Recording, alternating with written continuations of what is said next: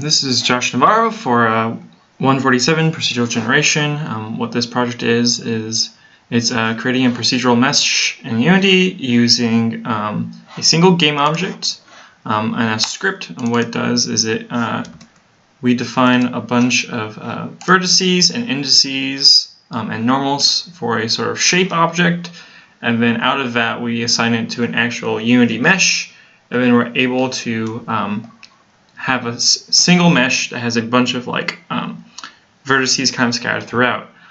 So I made a bunch of different classes. I made a cube class, procedural mesh container to hold the vertices, indices, and normals, a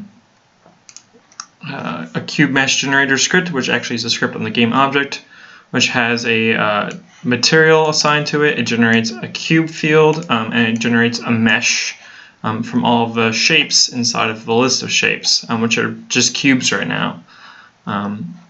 Generating a cube field, we have it where we generate some frames or next frame randoms, which is just offsetting each individual cube height by a random amount with this modified mesh height function, and then we just update it every single time.